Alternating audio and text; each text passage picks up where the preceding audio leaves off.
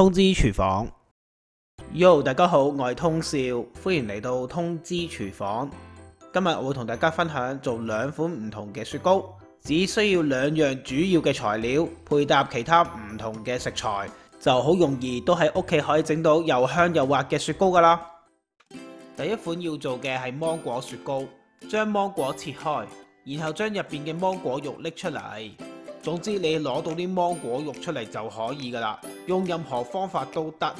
你可以學我咁用刀將佢切出嚟又得，用杯整出嚟亦可以。你唔嫌核突，用口刨出嚟都可以噶。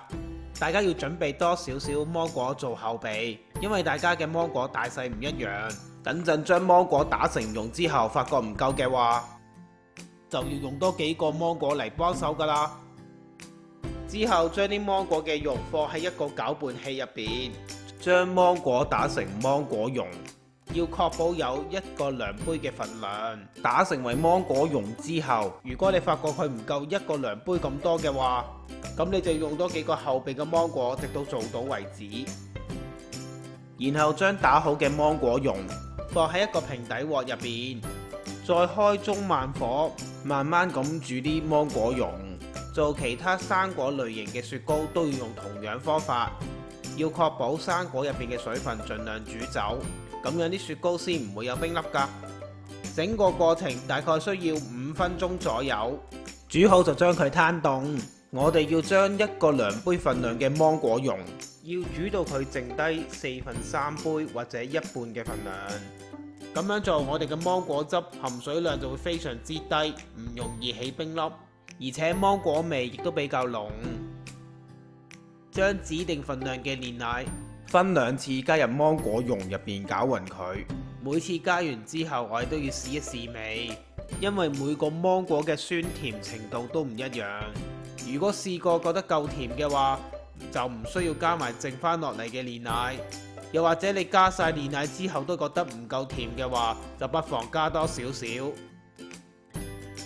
芒果蓉同煉奶攪勻之後，我哋就要準備另一個非常重要嘅材料，就係淡忌廉。喺打呢個淡忌廉之前，如果大家想將佢成功率提高到100% 嘅話，我會勸大家將打忌廉嘅器皿放入去冰格嗰度雪佢30分鐘先，然後到打忌廉嘅時候，我哋先將淡忌廉喺雪櫃度拎出嚟，放入去呢個凍冰冰嘅器皿入邊，先開始打發忌廉。打忌廉室內嘅溫度最好保持喺25度以下，只要溫度控制得好嘅話，基本上打忌廉係冇乜技巧嘅。你可以用電動發蛋器用最高速，將淡忌廉打到去完全硬身起勾就得㗎啦。將打發好嘅忌廉同埋頭先攪好嘅芒果蓉，用一個較為溫柔輕手嘅手法將佢兩個混合好，然之後就可以放喺一個器皿入邊。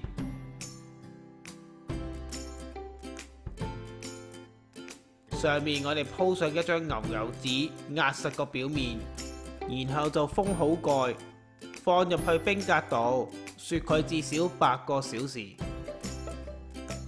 另一款雪糕就係阿華田麥提沙雪糕。喺淡忌廉入邊，我哋加入指定份量嘅阿華田粉，用電動發蛋器將淡忌廉打到起勾為止。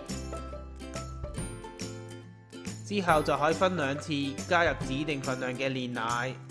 同樣我哋每次加完1次之後都要試味，覺得夠甜就唔使加埋其他嘅煉奶落去㗎啦。之後再用電動發蛋器將煉奶攪勻，然後我哋就可以加入壓碎咗嘅麥提沙碎落去。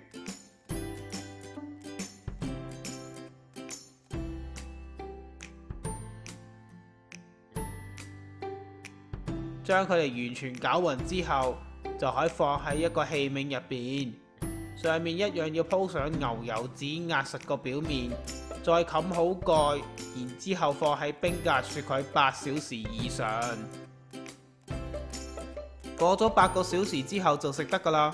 第一款我哋要試食嘅就係芒果雪糕。由於芒果雪糕入邊大量嘅水分都俾我哋煮走咗，所以佢比較硬身一啲。喺室溫嗰度攤佢10到15分鐘，佢先會容易俾我哋滗起。阿女佢就非常之喜歡個芒果雪糕，見到已經急不及待要即刻食啦。你睇下佢食得幾滋味，就知道個芒果雪糕有幾好味啦。入邊真係非常之軟滑，而且一啲冰粒都冇㗎。至於另一款嘅阿華田麥提沙雪糕，由於冇煮就任何水分，所以佢就會比較軟身一啲，唔需要等就可以直接將佢剝嚟食。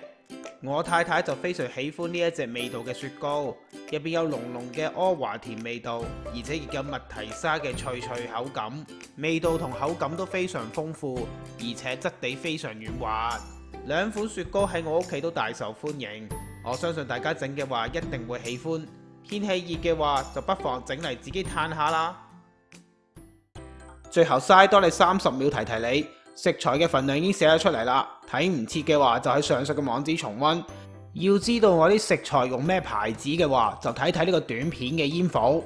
睇晒成條片都仲有嘢唔明嘅話，歡迎你嚟到我 Facebook 嘅專頁或者 YouTube 呢度留言俾我。如果大家中意我嘅短片，希望呢你會俾個 like 同埋 share 俾你身邊嘅朋友。仲要訂閱我嘅頻道支持下我，訂閱完之後記得要撳埋隔離個鐘仔喎，咁樣你先會收到我最新嘅通知㗎。我哋下次再見啦，拜拜。